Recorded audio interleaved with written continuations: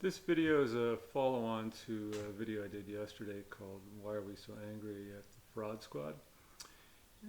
Like 13 views. I'm not pushing views or asking you to smash the like button, but like I only got one like from my video about like why such a forced vote was a great idea. But I'm kind of taking the fact that I got 13 views on that question and no likes is kind of maybe you didn't like it. So maybe I want to clarify something about what I said. I said like let's not be angry at the fraud squad. I didn't say it was bad to feel anger. I feel anger, and this video is going to kind of walk through some things that made me angry.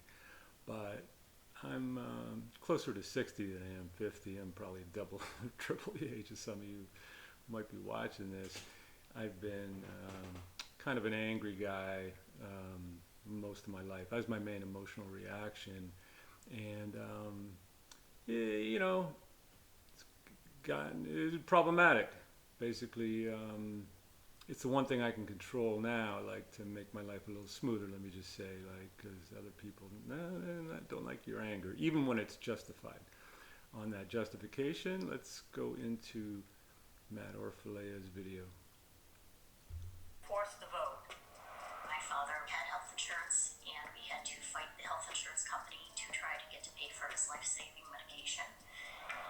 And I was sitting in a hearing where one of the Blue Cross Blue Shield representatives was sitting in front of me laughing.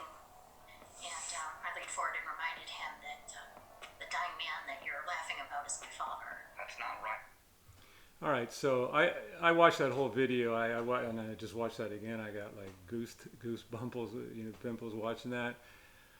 It made me angry. It made me want to strangle the Blue Cross Blue Shield asshole who, laughed at, her. And so yeah, it's an anger reaction.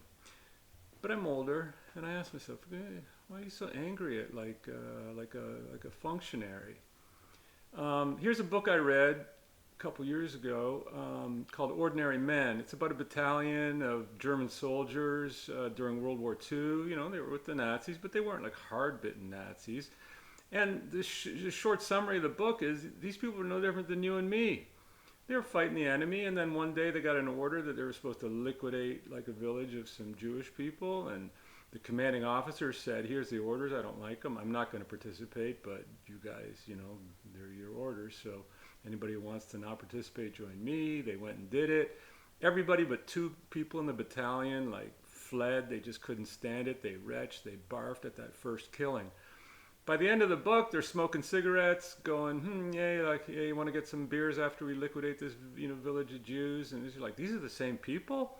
Yeah, and the point of this book is ordinary men and women like you and me are capable of anything. And this is what I see about that health executive in the Matt video.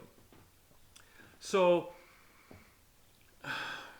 yeah, back to this anger at the fraud squad. I'm going to do a follow-on about AOC, some things that, again, made me angry. I just want to say anger is not happiness. I'm going to have a separate YouTube channel called Peter on Health, and I'm going to talk about like my definition of happiness, which is simply stated the gap between what we expect reality to be and what we perceive reality to be, and the difference between the two. If our expectations exceed what our perception of reality is, we're sad or mad or any of these emotions other than happy. And that's what the fraud squad, we expected them. We expected them to fight for us. We expected them to do force the vote. We expected that stuff. Why? Because they really ran on it. They ran on it. And when they didn't do it yesterday, that expectation was dashed. And many of us, including me, got angry. And I'm just saying that anger is justified. It is a reaction. And let's use that to fuel our nonviolent choices. Movement for People's Party and BDS.